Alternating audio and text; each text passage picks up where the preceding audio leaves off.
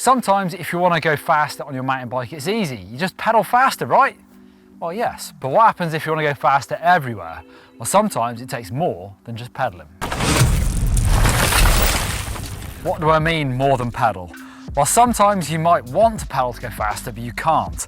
Bits like this part of the trail where it's just too sketchy to try and pedal. It's a bit rough, it's rooty, you might just bang into these extra bumps if you're throwing your weight around pedaling, or worse, you might clip your pedal on the ground and then crash.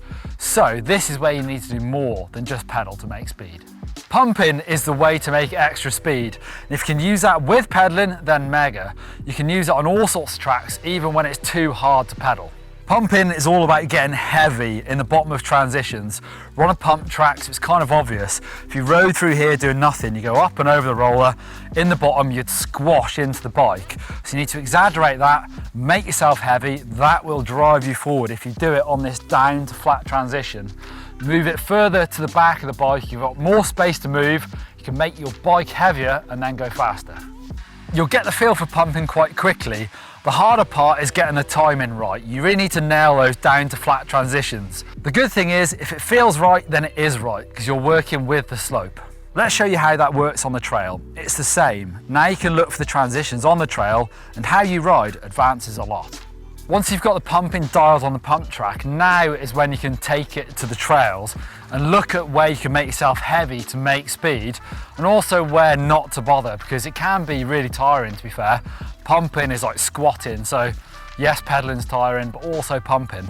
There are also times, now that you've made the speed, where you want to maintain the speed, and any of these little bumps and sort of collisions that you hit on the trail, they're going to slow your momentum.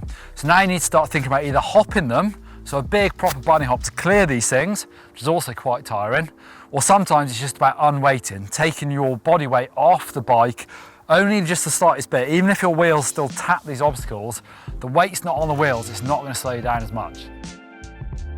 Unweighting is really useful. Maybe you don't need the big hop anyway, but it's really useful when there's loads of little bumps where you can't risk a big bunny hop because you're going to land with a big impact in something else.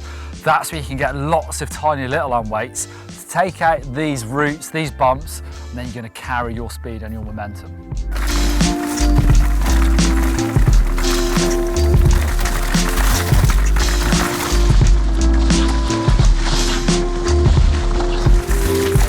So when you've got your pumping, your unweighting and your hopping dialed, so now you're making the bike heavy and making it light, you can then start moving it on to sort of quite advanced things in the trails.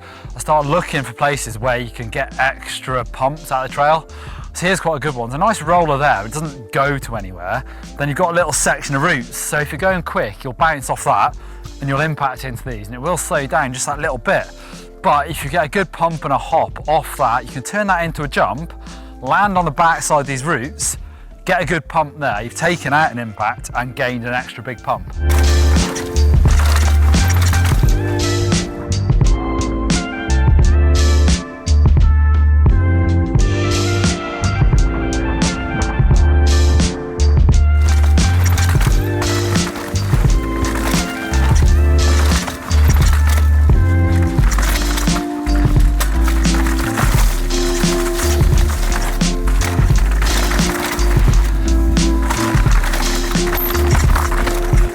Bunny hopping over bigger obstacles is kind of obvious really. If you hit those things, it's going to send your weight up, so it's going to ruin your forward momentum and your speed.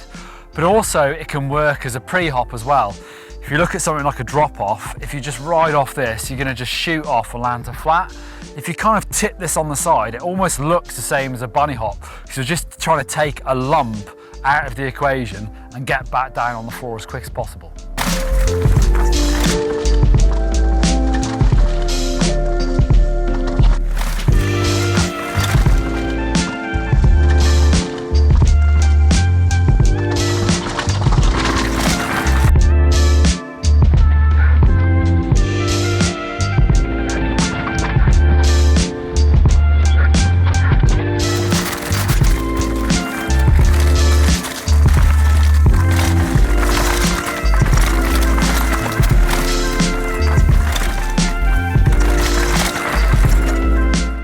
There you go. Hopefully you can now make and maintain a bit more speed when you're out riding.